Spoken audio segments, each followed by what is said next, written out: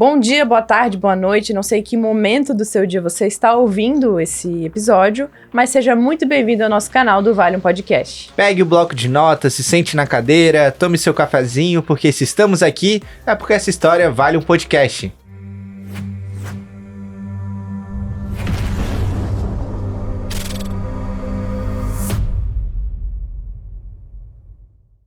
Eu sou a Carol Begler, sou o host deste programa. Meu nome é Matheus Soares, também sou host desse programa. Nós estamos aqui hoje com o nosso convidado Luiz Schneider, que veio diretamente de Itapema aqui para Itajaí só para gravar esse episódio conosco. E Luiz, eu já quero começar te instigando, fazendo uma pergunta para entender qual foi a melhor decisão que você tomou no seu negócio que trouxe mais retorno para ele. Mas só um minutinho. Enquanto o nosso convidado pensa na resposta, peço para você que está assistindo, se inscreva aqui no nosso canal, siga a gente nas redes sociais, porque se estamos sendo reconhecidos por vocês é porque tudo isso vale a pena. E vale um podcast. Vale né? um podcast também. Vale uma curtida, vale um podcast. Com certeza. Schneider, vamos lá. Então conta pra nós qual foi a decisão mais interessante que mais trouxe retorno pro teu negócio até hoje. Vamos lá. Começando fácil já. Bom dia. Obrigado pelo convite. Me senti lisonjeado com o convite. E principalmente por poder falar sobre empreendedorismo. E tem uma questão que eu sempre trago. Se a gente quer ter uma nação desenvolvida, só tem um caminho. E é o caminho do empreendedorismo. Ah, isso é o Luiz que está dizendo? Não, é um mundo que funciona assim. E todas as nações desenvolvidas, elas se desenvolveram com base no empreendedorismo. Então, eu ser convidado para falar sobre isso me enche de orgulho. Eu agradeço pelo convite, tá? Vamos lá na pergunta, de novo. Qual que é a decisão? Talvez, uma das principais prerrogativas de qualquer gestor é a tomada de decisão. Qual que é a função do gestor? Tomar decisão. Né? Essa é a grande questão. Qual? São muitas. Só que eu vou dizer uma que eu entendo que é o primeiro passo do empreendedorismo, que foi literalmente dar o primeiro passo. Pegando um pouquinho da trajetória lá, quando eu era jovem ainda, no interior lá de São Martinho, saí, fui para o seminário, voltei. Quando voltei do seminário, eu comecei a trabalhar no escritório. E trabalhar no departamento pessoal e tal. Depois fui indo para outras funções, assumi a gestão do escritório, e dali logo surgiu a oportunidade pelo proprietário e me ofereceu 10% do escritório. Na época eu tinha recebido uma proposta do Sicredi, para ir para o Sicredi, daí nisso o contador do escritório lá, eu vou ter que fazer uma proposta para ele ou ele sai, e daí ele me fez uma proposta de comprar um percentual do escritório. Escritório ali, de quê? De contabilidade. Contabilidade. Até ali tranquilo. Né? Porque não tinha muito o que tomar decisão. E ali eu trabalhei por 10 anos. E a minha função sempre foi trabalhar dentro das empresas, como consultor, contador-consultor. Então a minha função não era ficar dentro do escritório, minha função era estar dentro das empresas. Só que chegou 10 anos de escritório, já tinha me formado, na época eu estava com 28 anos, e começa a surgir uma agonia. Sabe, quando começa de dentro vinha um sentimento de que aquilo lá não está mais sendo o suficiente. Está ficando apertado aquele espaço. E daí surgiu, então, talvez a primeira grande decisão. Porque até então eu estava empreendendo, mas por oportunidade, porque alguém me deu a oportunidade ali. Mas eu tinha que dar um passo, que era, agora eu vou ter que caminhar sozinho. Então a decisão de sair da sociedade que eu estava e seguir uma carreira solo, empreender solo, foi sim uma das decisões mais estratégicas e mais importantes. Por quê? Porque não é uma decisão fácil. A gente olha assim, o empresário, o empreendedor, não sei o quê, a gente, mil maravilhas, né? Não. A decisão de empreender é a decisão mais difícil que alguém pode tomar. Eu lembro que na época, gente, tudo que podia acontecer, aconteceu. Eu cansei, assim, não sei quantas vezes eu passei chorando a dor daquele rompimento. Pensa o seguinte, tu tá em 10 anos num relacionamento, num casamento, de repente tu rompe com o teu relacionamento. é a mesma coisa. A dor é similar. Então, sair de um local, ir para outro, sair dessa zona de conforto é muito dolorida e ela é necessária. Só que chegou um momento que, literalmente, eu entendi que eu precisava fazer aquilo. Era sine qua non que eu fizesse aquele movimento, porque senão eu não dava um outro destino. E o mundo conspira. E eu tomei a decisão. E depois que a gente toma essa decisão, o que eu digo sempre que é um ato de coragem, o mundo conspira a teu favor. Mas precisa o ato, precisa a decisão, precisa decidir, eu vou fazer.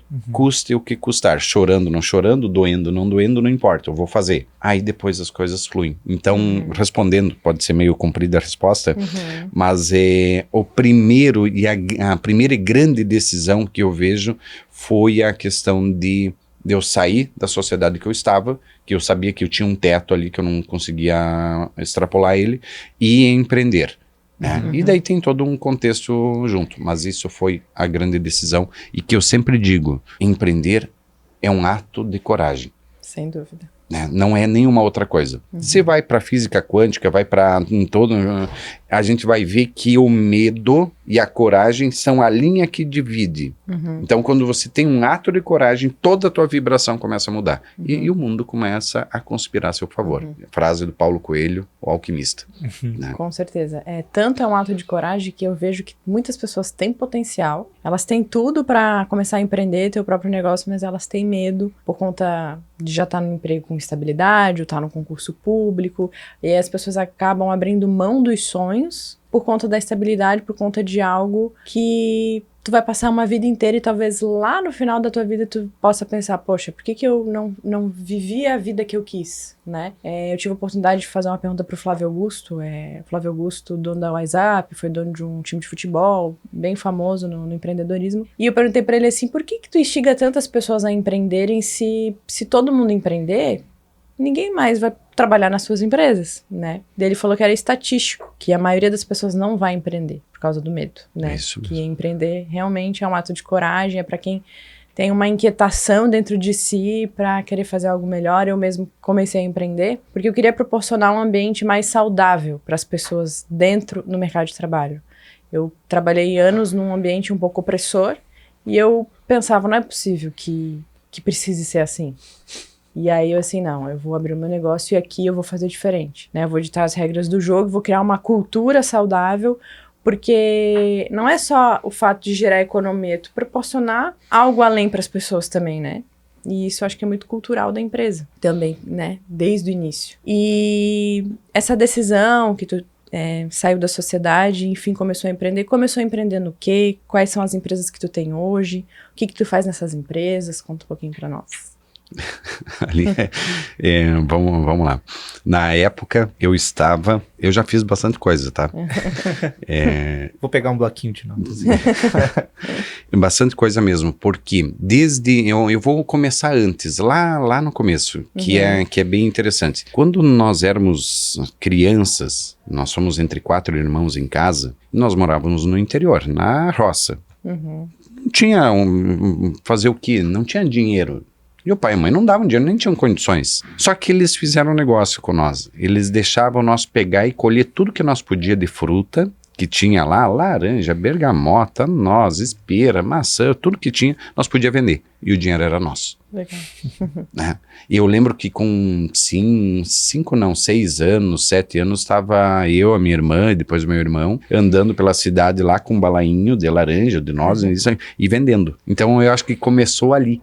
Né? Por quê? Porque todo o dinheiro que nós juntasse daquelas vendas era nosso. E nós podíamos fazer o que nós quisesse com aquilo lá.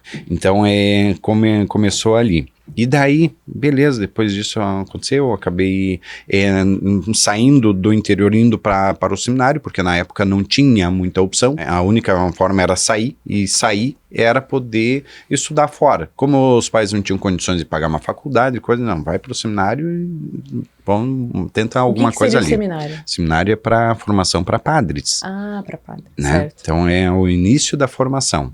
E eu fiz 3 anos de seminário. Depois, quando eu voltei, comecei a trabalhar no escritório, dali a pouco, de novo, aquela questão, logo surgiu a oportunidade de comprar. Depois, nisso, surgiu a oportunidade de nós comprar uma indústria de doces, de rapadura. Aí eu Que é diferente. cuidava do escritório e da fábrica de doces, né? Nisso, eu sempre tinha, eu vou fazer um parênteses aqui, eu sempre tinha para mim muito forte que eu precisava investir tudo o que eu pudesse em educação.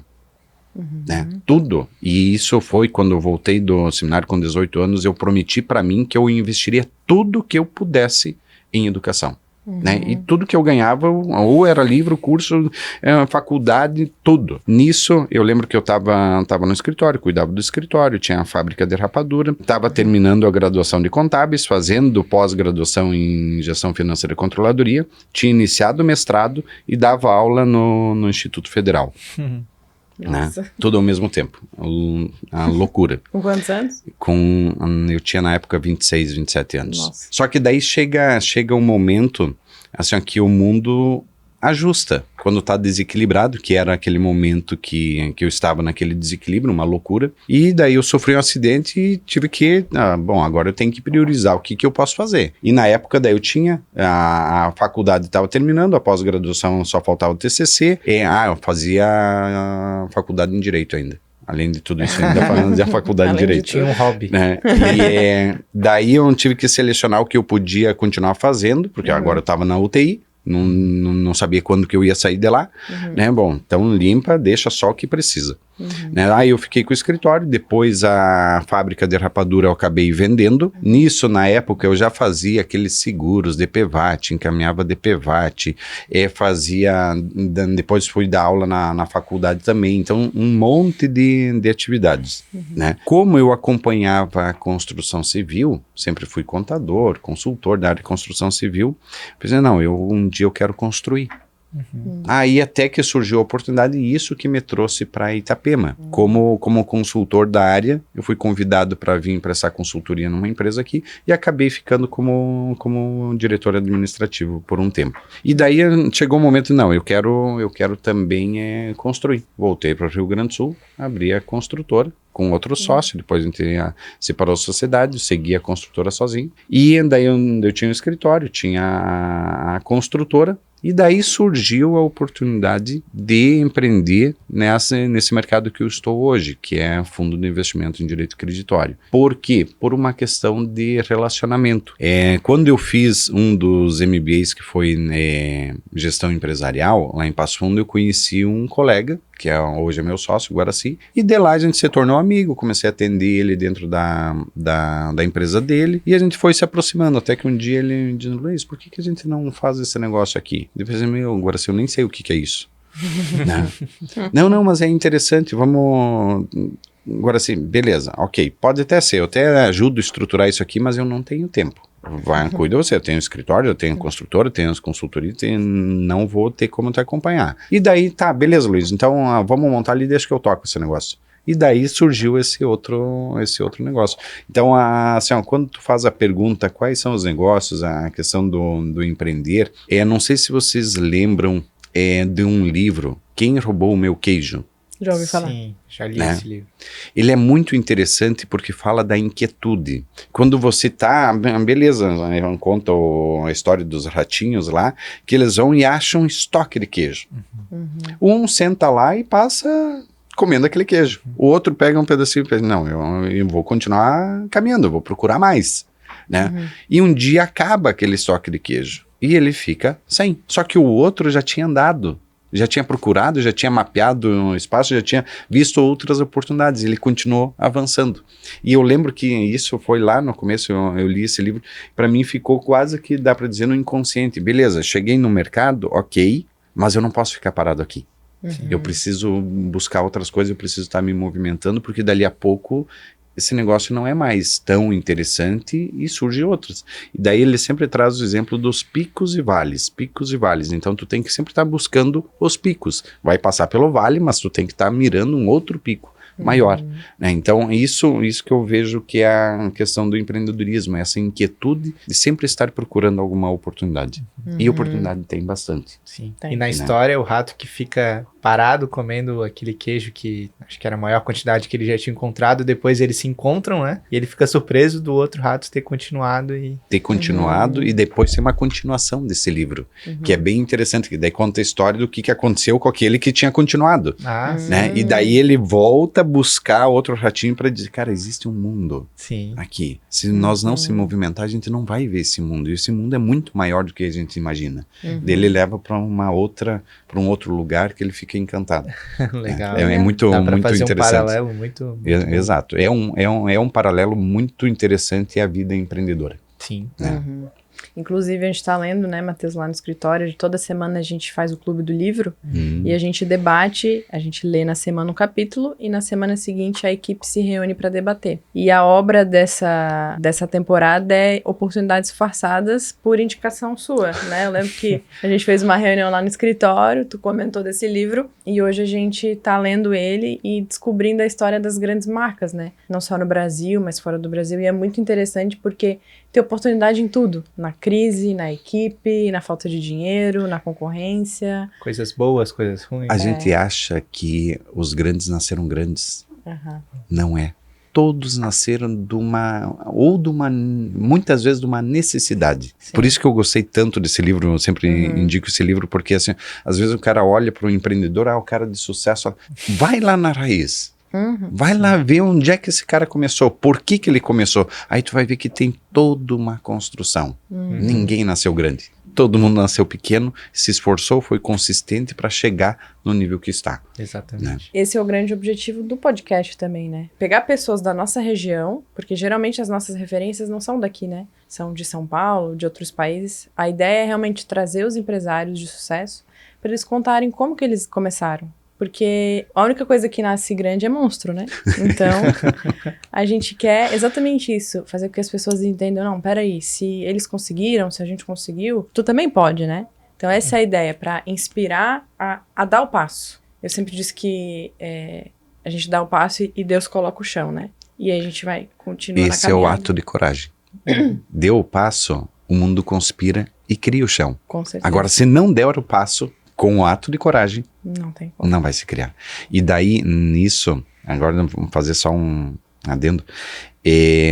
Quando eu conheci o autor Napoleon Hill e entendi a história dele, por que ele chegou na filosofia do sucesso, eu pensei, cara, eu tenho que ler esse cara. E por quê? Porque a vida dele foi dedicada por um desafio do Andrew Carnegie, na época. Desafiou ele, sugeriu, convidou ele a fazer uma pesquisa no mundo. O que determinava o sucesso? E o Napoleon Hill se dedicou por 25 anos a pesquisar pessoas bem-sucedidas e não tão bem-sucedidas, mal-sucedidas, para saber o que é fator de sucesso, o que é fator de insucesso. E quando eu descobri isso, que esse autor tinha feito, meu Deus, eu peguei todos os livros dele e li todos, porque, bom, se o cara já se dedicou 25 anos estudando isso, é só pegar o que ele estudou, entender o que ele entendeu, e eu vou seguir o caminho, pronto. E literalmente isso que eu tentei fazer para mim. Tanto é que a minha base, um dos principais livros, foi o primeiro que eu encontrei, foi as 17 princípios da realização pessoal, né, Napoleon Hill. É difícil achar esse livro hoje, eu tenho o meu guardadinho lá, né? Mas que foi o meu norte, são 17 princípios, o que precisa fazer? Eu pensei, bom, então eu peguei isso aqui, fiz o resumo para mim, defini como meta, agora eu vou buscar cada um desses pontos. E daí são vários pontos interessantes lá. Desde ter uma personalidade atraente, que as pessoas gostem de ti, carisma, desde ter determinação, foco, objetivo. Só que de todos eles, tem um, que é o principal. Saber para onde é que você quer ir. Ter uma direção. Saber para onde. Bom, eu quero isso aqui, né? E isso foi, quando eu li aquele livro, eu coloquei para mim a meta. E eu foquei naquilo lá. E daí para mim era mais fácil, e até um conselho que eu dou, às vezes, não, eu quero ser isso, eu quero ser... Define uma meta numérica. É mais fácil. Por quê? Porque se a gente diz como, a gente não tem a consciência para. Agora, se a gente diz onde, eu quero estar lá. Como? Deixa que o universo mostre o caminho. E daí a gente tem que estar aberto a que as coisas aconteçam. Sim. E daí aquela dor lá da tomada de decisão, de sair da sociedade, a entrar empreender a solo, vamos assim dizer, foi já um direcionamento, porque eu tinha um alvo, né? E o mundo conspira para te levar aquilo lá. A gente não muda no amor, a gente muda na dor, né? Por mais que esteja lá, o mundo tá te direcionando para aquilo, mas a gente mudar dói. Meu Deus do céu. Então isso é uma questão de se pegar o Napoleon Hill, qual que é a grande lição dele, no meu entendimento? Tenha um objetivo claro, ao que eu quero, ponto. Definiu isso, deixa que o universo conspire. Joseph Morphin, também no Poder do Subconsciente, ele traz muito claro isso. Tenha objetivo, claro. Não se preocupe com o como o universo vai te conduzir. Só saiba onde é que eu quero. Dia, ok? Eu sempre defino como um valor e a data. Bom, até tal dia, tal data, eu quero isso. Ponto. Agora solta. Porque o mundo vai te levar para vários caminhos que você não faz nem ideia. Mas se tu perceber e prestar atenção, tomar consciência, ele tá levando pro teu ponto. Por caminhos que você nunca imaginou. Tá por isso, focando, né? por isso que, assim, se me pedir, quando eu era criança, eu sonhava em ser contador, ter um escritório, ter construtora, ter um fundo. Não, a maioria eu nem sabia que existia. Literalmente. Mas, falando do Luiz, ter um foco, sabendo o que eu quero e quando, fez com que eu passasse por vários caminhos para chegar no objetivo que eu queria, né? E a satisfação de saber que você foi preparado o tempo todo para aquele lugar assim, deixa a gente muito mais leve, porque toda dificuldade, todo desafio, tudo, absolutamente tudo está te preparando para um ponto, né? Daí às vezes a gente acha, por que esse cara tá me incomodando, tá brigando comigo? Só agradeça, porque ele está ali por algum motivo. Alguma coisa ele está te preparando para. Né? E daí eu já vou finalizar, tá? Eu vou pegar um exemplo. As pessoas que eu entendia que mais tinham me prejudicado foram as pessoas que Deus usou para me colocar no caminho. Olha isso. E eu tenho isso muito claro hoje. Então, mesmo as pessoas que a gente acha que, cara, meu Deus do céu, eu não queria aquela pessoa na minha frente. Ela é a pessoa que está sendo usada para te levar para o caminho que tu tem que seguir. Com certeza. E isso faz você exercitar também, quando uma pessoa te prejudica, a arte de perdoar essa pessoa, a arte de superar e também de conseguir encontrar forças para continuar o seu caminho, que acredito que deve ser a chave principal, né? E não virar algo pessoal, né? Exatamente. Tu entende, não. Essa situação não é sobre a pessoa, mas essa situação tá acontecendo para poder me levar para aquele, né, para aquele direcionamento, para onde eu imagino estar. Tem um livro, tá naquela lista. A Escola dos Deuses. Já chegaram nele? Eu ia pedir para você falar da lista. Tá. Eu ia perguntar especificamente da lista, mas então, dá um spoiler, então. Depois, mas tem um dos livros, que é a Escola dos Deuses, que ele diz o seguinte: não existe nada fora. O que ele quer dizer com isso? Não existe nada fora de mim. Tudo é uma materialização criada de dentro. Então o outro...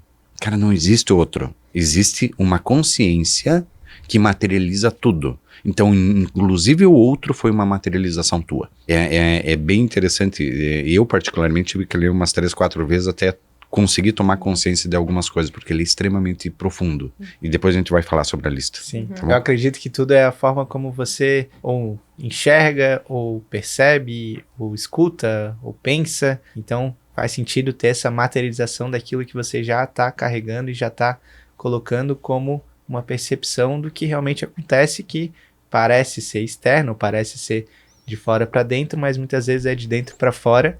Nunca é de fora, sempre é de dentro. Exatamente. Quando a gente tomar consciência disso, a gente muda a nossa forma de pensar e agir. Exatamente. E começa a olhar mais para dentro. Eu anotei aqui que eu achei curioso. Tu comentou ali que desde lá da infância tinha uma veia de empreendedorismo na família, porque o teu pai liberava ali as frutas, tudo que vinha da terra ali para vocês venderem, ficar com o dinheiro. E também algo que tu falou que me marcou muito foi com relação à educação, né? Todo o dinheiro que tu ganhava, tu gostaria de investir... tu investia em educação. E tu acha que isso veio por conta do estímulo da tua família, do ambiente que tu estava inserido? Ou não? Foi algo que tu desenvolveu, que tu foi virando a chave sozinho? E, respondido isso, tu acredita que uma pessoa que não vem de uma veia empreendedora, que é o meu caso, por exemplo. Minha mãe é servidora pública e o meu pai foi a vida inteira funcionário da Celesc. Então eu não tive incentivo para partir para o empreendedorismo. Como tu acha que essa pessoa que vem de um ambiente assim pode começar a pensar no empreendedorismo? Ou tu acha que não, a pessoa que cresce nesse ambiente, automaticamente não vai pensar no empreendedorismo, vai pensar em outras formas de ganhar dinheiro, enfim. Qual que é a tua visão com relação a isso? Eu não sei se meus pais eram empreendedores, porque eles trabalhavam na roça. Né? E o que eu agradeço eles sempre, porque eles sabiam que eles precisavam nos proporcionar educação, coisa que eles também não tinham. Porque eles tinham terceira, quarta série, mas eles sabiam que não precisavam nos proporcionar educação.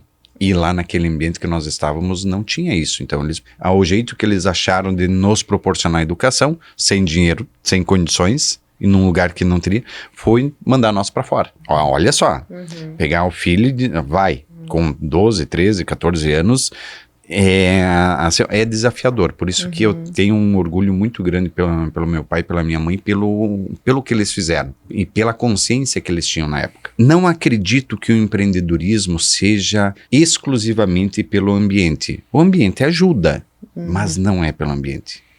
Eu acredito que isso é algo que seja treinável e muitos dos empreendedores, eles surgem por duas variáveis. Isso é informação do próprio Sebrae. Ou pela necessidade ou pela oportunidade. No Brasil, há pouco tempo nós passamos a necessidade para a oportunidade. Até então era por necessidade. E vou dizer para vocês, para o Luiz, o que eu acho que foi necessidade e oportunidade? Total necessidade, tá? Por quê? Eu já sabia que o único jeito de escapar daquela situação era estudando. E eu lembro, eu vou colocar isso para vocês, que também para mim é, de certa forma, um motivo de orgulho. Eu estava, acho que eu tinha 12 anos, 13, e daí lá no interior tinha não sei se vocês já ouviram, o arrado de boi, né? Tinha os boi, arrado, e o pai me colocou a fazer aquilo lá, né? Uma tarde inteira. E aquilo lá, eu pensei, cara, chegou no final do dia, já estava escurecendo, eu bati aquilo no chão, pensei, isso não é para mim. O que é, eu não sei, mas isso não é pra mim. E eu bati aquilo lá. No outro dia de manhã eu fui pra escola e o meu primo dizendo, Luiz, eu tô indo pro seminário. Cheguei em casa, falei pra mãe que o meu primo Laerte ia pro seminário, você vai junto. E deu. Simples assim. E depois eu só fui pro seminário. E daí eu fui literalmente, de certa forma, largado lá, porque o pai e a mãe deixaram lá e agora te vira, né? E eu sabia que eu precisava estudar. Aí no seminário o que eu fazia? Enquanto o pessoal ia jogar futebol, enquanto o pessoal ia jogar carta, jogar truco, não sei o quê, eu ia pra biblioteca ler.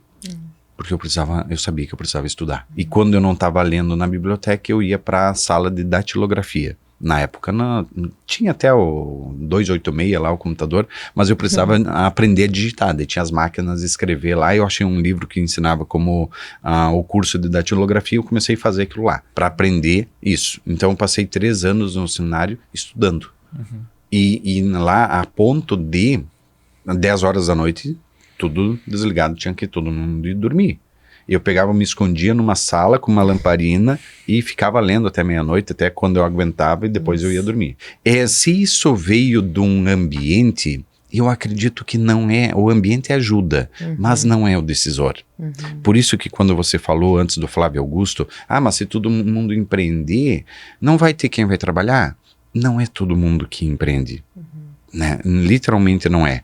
E o empreendedor, eu vou pegar o teu exemplo, Ele sente, ele é um desconfortável. Ele não consegue se manter dentro de um padrão.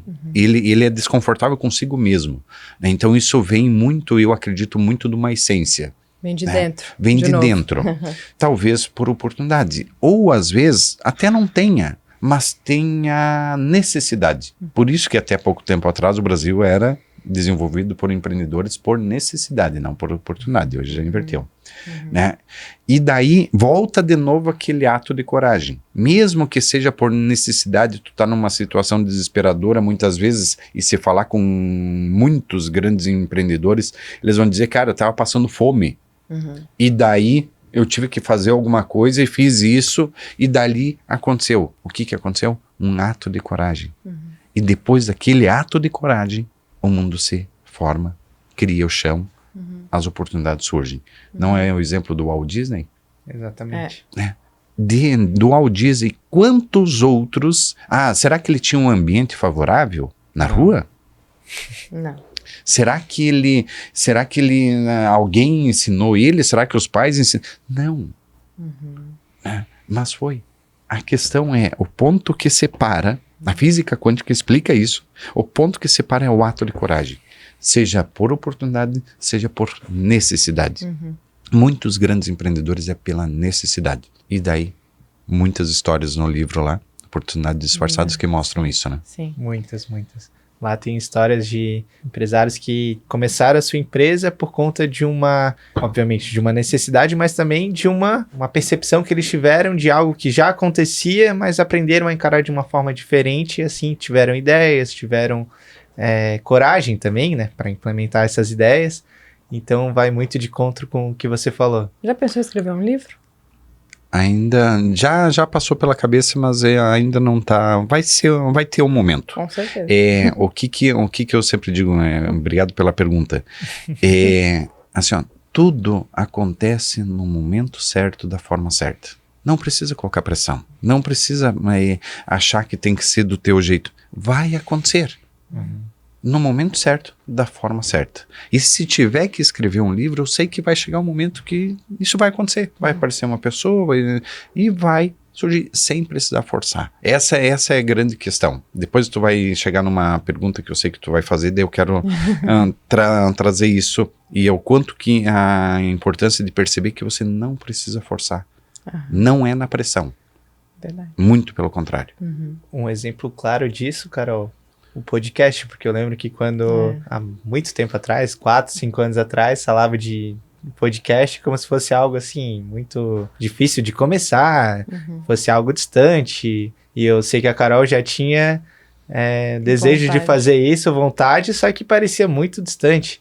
Não dá pra falar que foi de repente, mas foi de uma hora para outra, a gente teve a ideia, de uma conversa teve a ideia, começou, naquele mesmo mês já iniciou, aí como você falou, apareceu, foram jogadas pessoas ali que foram também contribuindo, a gente foi conhecendo mais pessoas que fizeram a gente ver que faria sentido fazer esse projeto, então vai muito de encontro com o que você falou. Se é pra gente fazer um podcast, vai ter um momento de fazer isso, e foi muito leve, e foi de encontro realmente. E o quanto... E daí assim, o quanto que a gente tem que estar sensível, presente, para perceber isso. Quantas vezes surgem algumas coisas que a gente quer e começa a surgir barreiras. E não, mas eu quero.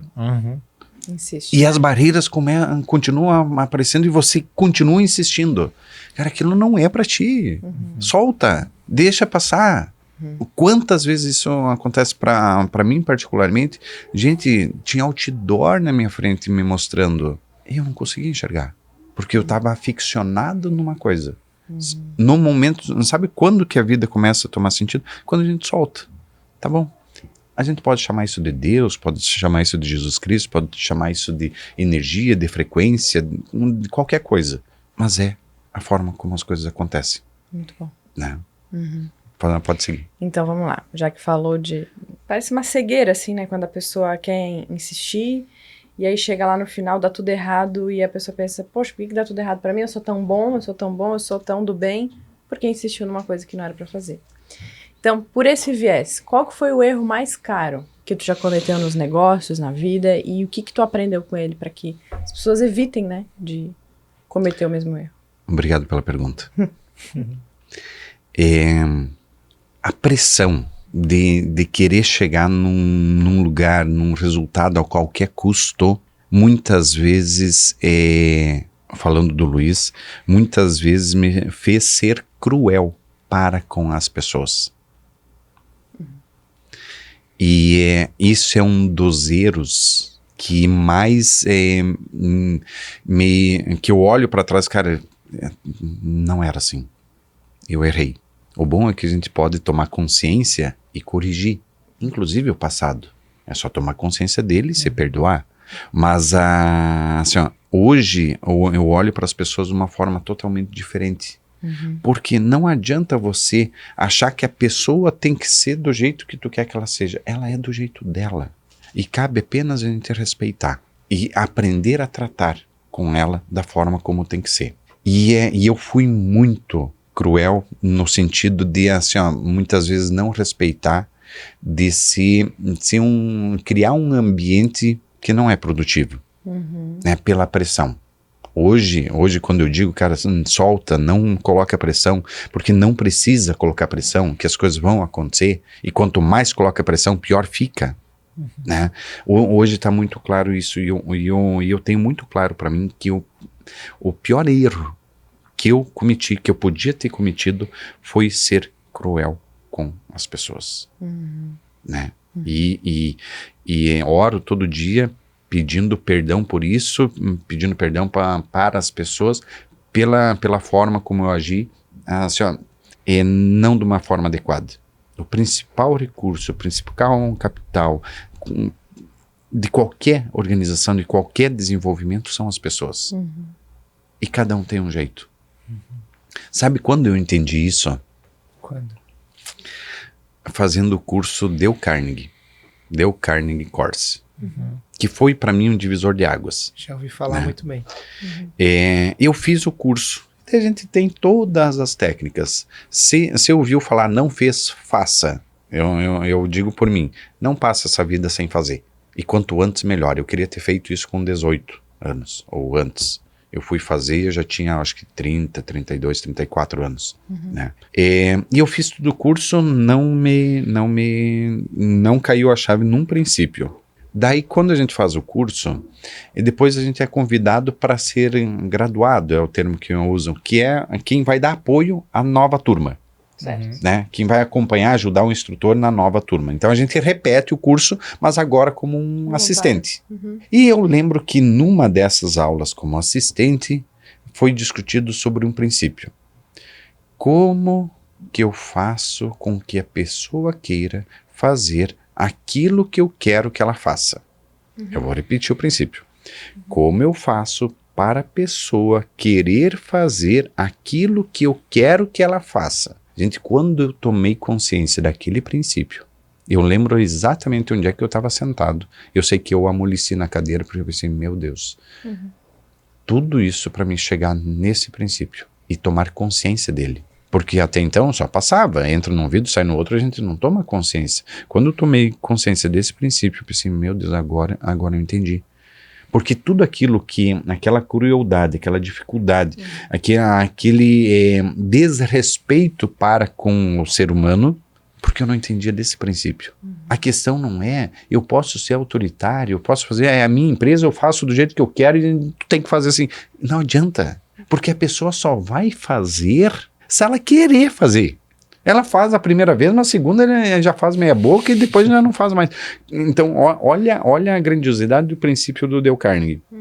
Como eu faço com que a pessoa queira fazer aquilo que eu quero que ela faça? Quando eu entender como fazer com que ela queira, aí pode soltar. Ela vai fazer muito melhor do que você pensava que podia fazer, ou que você imaginava que era para ser. Até melhor que você. Muito melhor, porque agora ela quer. E ela vai usar tudo que ela tiver de recurso para fazer aquilo da melhor forma possível, porque agora ela quer, ela não está por uma obrigação.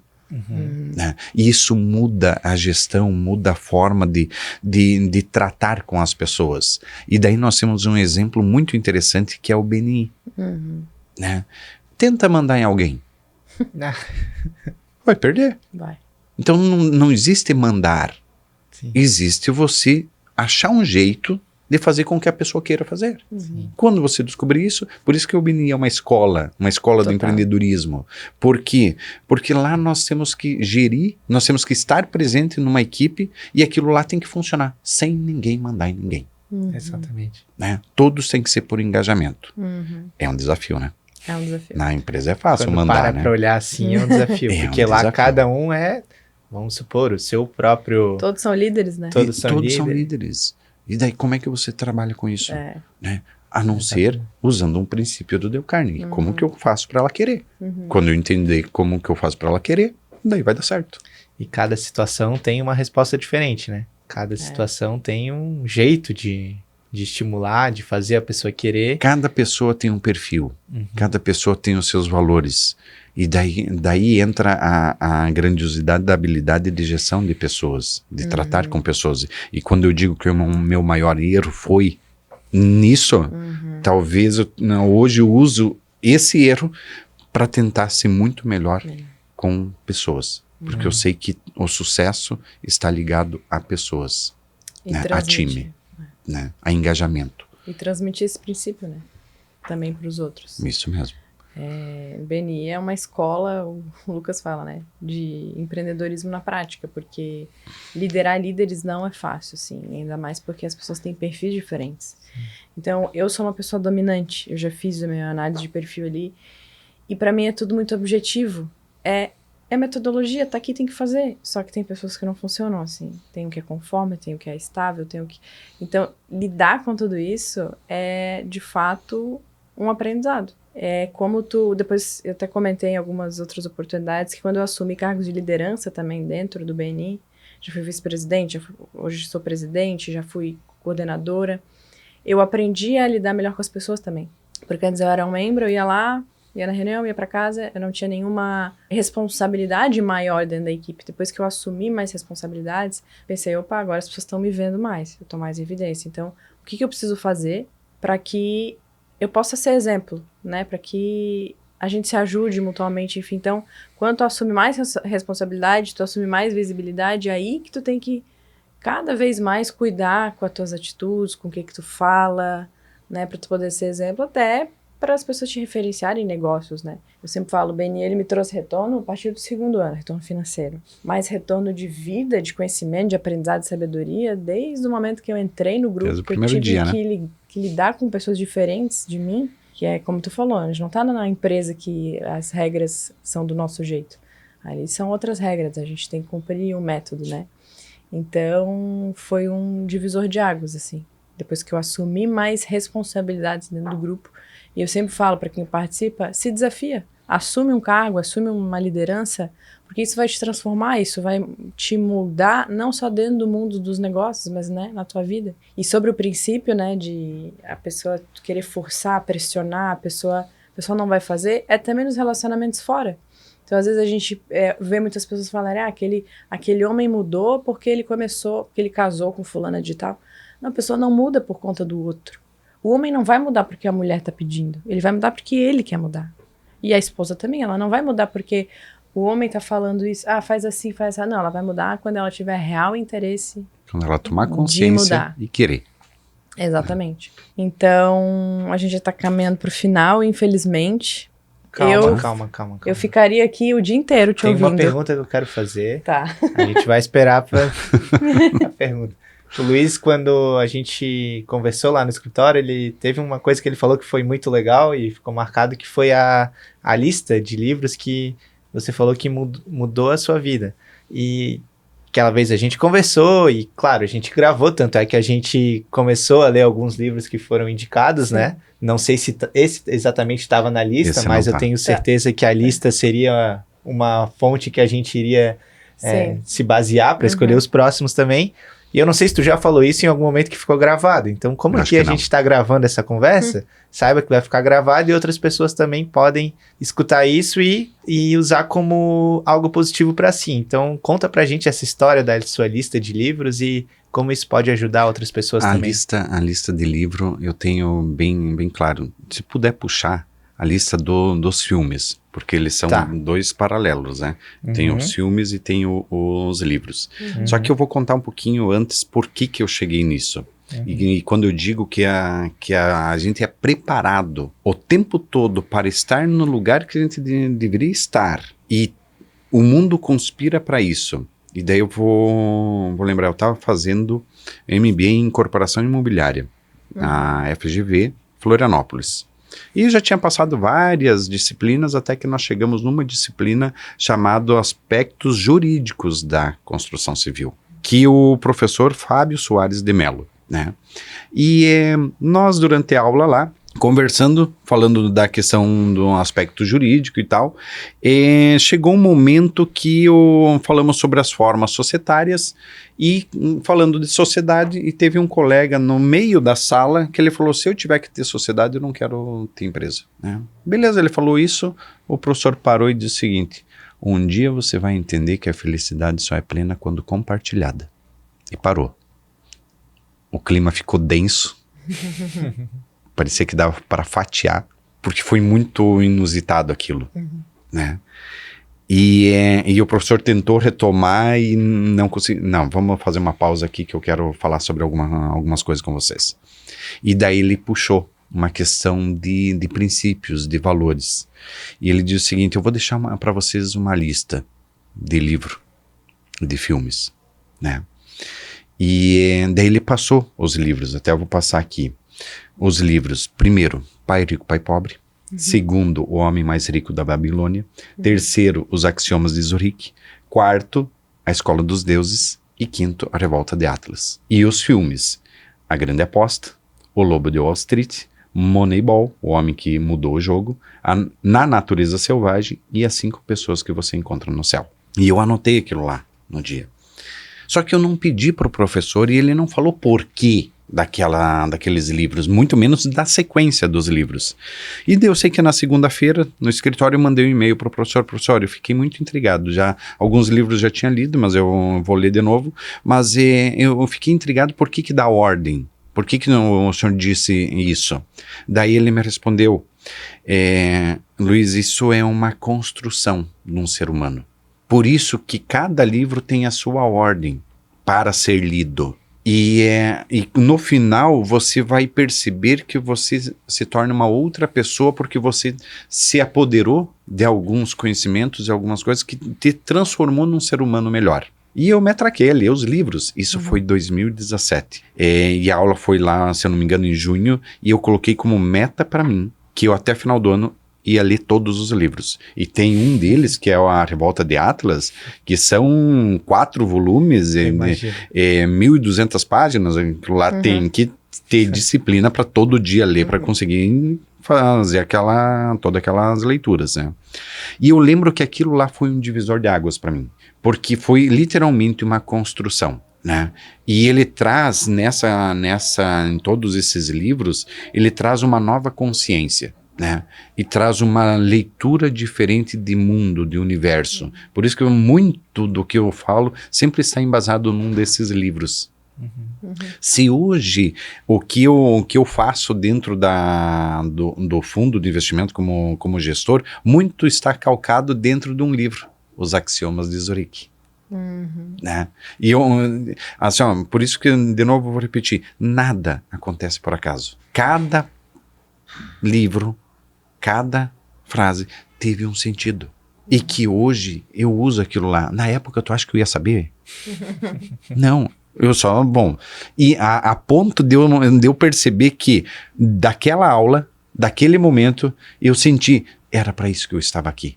Eu fui conduzido durante um MBA inteiro para chegar numa informação que ia me levar para um outro nível. O que era? Era isso aqui. Depois que eu terminei de ler, e eu lembro que isso foi em 2017, dia 29 de dezembro, às 10:30 da noite, eu terminei de ler o último livro, e eu chorei, porque a minha meta era terminar até o final do ano. Porque no outro dia eu não ia ter como ler, porque outro dia era o meu casamento.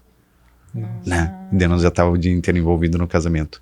E daí eu terminei ali. E eu sei que eu fui preparado também para entrar numa outra fase da minha vida. Agora de pai, de família, de outro outra dimensão, né? Então tudo acontece por um motivo. Se a gente conseguir perceber a sutileza com que as informações vêm, e a gente prestar atenção, isso quer me dizer alguma coisa. O que que isso quer dizer? E muitas vezes a gente não sabe o que quer dizer. Sabe daí o que que eu faço? Eu só digo o seguinte: pai, mãe em vida, me faça tomar consciência. Ou me apresente de tal forma que eu consiga tomar consciência. Porque senão, muitas vezes, a informação vem e a gente não consegue tomar consciência. Então, tá, beleza, me manda, mas me faça tomar consciência. Né? Senão passa. Por que que eu digo isso? Porque tinha outdoor na minha frente, me mostrando, e eu não conseguia ver. Então, a informação, ela chega, os sinais chegam, só que a gente tem que estar aberto para percebê-los. Senão não adianta. Tem o semáforo, mas se eu não olhar para ele, eu vou passar reto e vai dar um acidente. Então eu tenho que tomar consciência que tem um semáforo e que eu posso passar no verde. Sim. Né? Mesma coisa. E o que o Luiz de hoje falaria pro Luiz lá do começo? Conselho. O principal. Sabe o que que eu faço?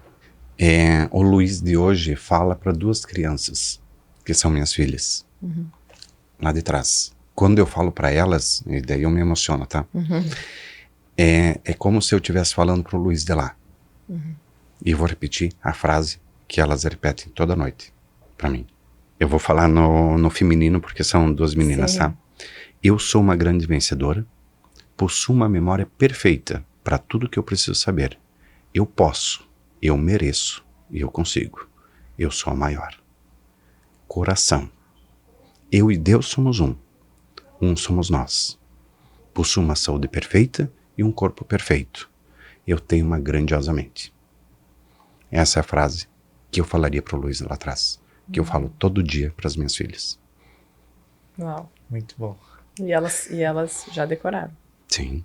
E elas serão grandes mulheres, com certeza. Espero. Porque o ser delas está sendo, não é sobre moldado. o que elas fazem ou sobre o que elas têm, é sobre o que elas são, né? É a identidade delas, elas vão crescer com identidade.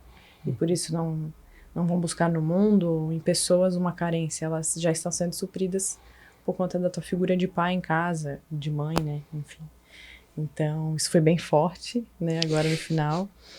E queremos te agradecer muito pela disponibilidade de vir até aqui, né? A gente sabe que é um trânsito, é complicado nesse horário, mas no instante que a gente convidou, tu já ficou disponível para vir. A gente vê que tu és uma pessoa muito focada em servir, em contribuir de alguma maneira. Hoje a gente vê que realmente esses grupos de networking não são só dinheiro, né? Tem as conexões, tem os relacionamentos, e a gente conseguiu se conectar e se conhecer e virar parceiro de negócio por conta do BNIC, né? Que é essa organização profissional, mas que acaba gerando muito mais que dinheiro. E a gente vê que o teu coração é disposto a servir. Então, eu quero te agradecer imensamente por ter compartilhado a tua história, por ter dividido conosco um pouquinho de como que tu chegou até aqui. Eu sei que a gente tá no horário, mas eu quero fazer uma última pergunta. Nossa. Tem algo que tu ainda quer alcançar? Várias coisas. Várias coisas. Eu tenho uma lista. Então, eu tenho uma lista. E assim, ó, é tudo o que eu projetei, o universo me entregou muito mais. Tá? E um tempo atrás eu tive a oportunidade de fazer de novo a minha lista. E eu tenho, tá? Aqui na minha mochila. Eu carrego sempre comigo. Que eu planejei como que eu quero terminar.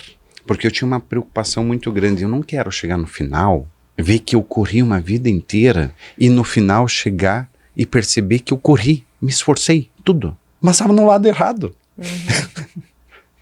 E daí eu fiz todo um trabalho interior junto com o Padre Carlos, que eu sempre falo, de conseguir identificar, cara, onde é que eu quero chegar? Eu não quero chegar no final e perceber que eu corri para o lado errado. Eu quero ter corrido para o lado certo. Eu quero ter feito o que eu devia fazer, né?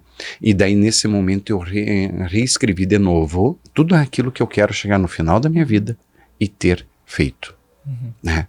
Entre essa lista está a questão de família, está a questão de amizades, está a questão de prosperidade, está a questão de saúde, as esferas, né? Como é que eu quero estar em relação à saúde, como é que eu quero estar em relação à prosperidade e como é que eu quero estar em relação a amor relacional, né?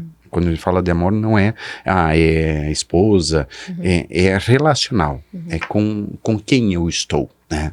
Então isso inclusive é muito importante, cada um tem que escrever. Como é que eu quero chegar lá? E no dia que eu partir, eu fiz o que eu deveria ter feito? Eu cumpri com a minha missão? Eu me desenvolvi da forma como eu vim para me desenvolver? Então, a melhor forma que eu sei é escrevendo, colocando como meta e deixando que o universo conduza. Legal. Muito bom. Muito bom. Então, mais uma vez, Luiz, muito obrigada. Tenho certeza que esse episódio vai encorajar muitas pessoas, vai ministrar muito ao coração das pessoas. E foi uma grande oportunidade de dividir essa manhã contigo. Com certeza nos veremos mais vezes, espero, né? E lá na frente vai poder se encontrar e vibrar um pelo outro. Obrigada mesmo de coração. Para quem não conhece o Luiz, nós já tivemos outras oportunidades de conversar sobre negócios e também é uma conversa sensacional com o Luiz poder falar sobre negócios, e aqui a gente queria aproveitar para ter uma conversa um pouco mais inspiradora, talvez até um pouco mais pessoal, e em outras oportunidades com certeza a gente vai voltar a falar sobre o que o Luiz faz hoje no dia a dia, que também é muito interessante, tenho certeza que muitas pessoas vão gostar de escutar, mas falar que foi um prazer e foi uma aula realmente, escutar todas essas inspirações que você teve, que você carregou na sua vida e que você ainda continua carregando. Então, obrigado por estar presente aqui conosco e também falar a nossa velha frase que hoje fez muito sentido, muito sentido mesmo, que a sua história com certeza vale um podcast. Vale muito então, mais obrigado. que um podcast. Muito obrigada. E se quiser passar o teu perfil, das redes sociais, da empresa. Sim, em particular é o Luiz.Carlos-Schneider. Luiz com S. Carlos Schneider. E da empresa SP Capital FS, né? A gente vai deixar Fundo de escrito investimento. no episódio. E o seu, Carol?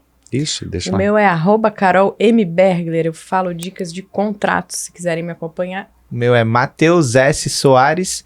Dou dicas jurídicas e também acompanho muito o perfil de um escritório de advocacia que é muito bom. O nome é Bergler Soares Advogados.